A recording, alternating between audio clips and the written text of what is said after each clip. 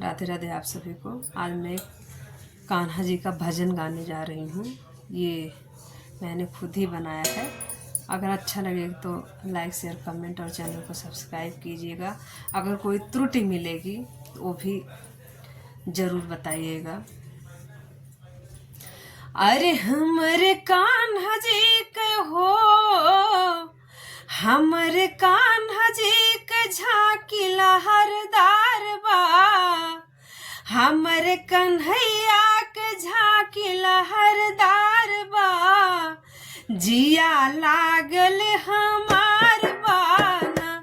हमरे कान्हा जी के झांकी लहरदार बा, जिया लागल हमार बाना। एकठू बाग हम बनौबे, एकठू बाग हम बनौबे, वहाँ फुलवा हम लगौबे। एकठू बाग हम बनौबे, ओहमा फुलवा हम लगौबे। फुलवा तोड़न को मालिन बेकरार बा, जिया लागल हमार बाना।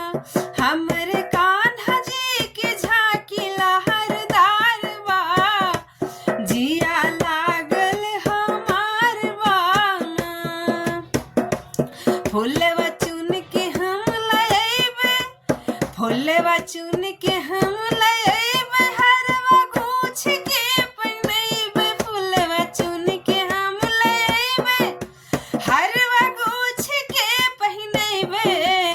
हरवा पहनाने को हो, हरवा पहनाने को मालिन बेकरार बा, जिया लागल हमार बाना।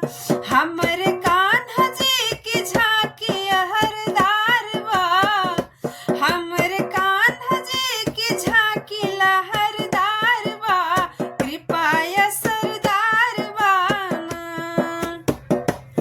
एकठू मंदिर हम बनौबे, एकठू मंदिर हम बनौबे, ओहमा कान्हा का बैठौबे। एकठू मंदिर हम बनौबे, ओहमा कान्हा का बैठौबे।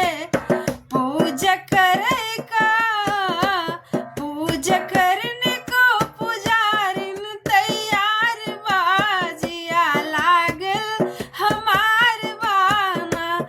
जी पूजा करने को पुजारिन तैयार बा, जिया लागल हमार बाना।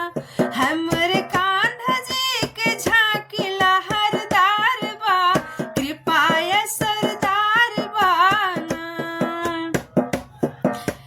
एकठू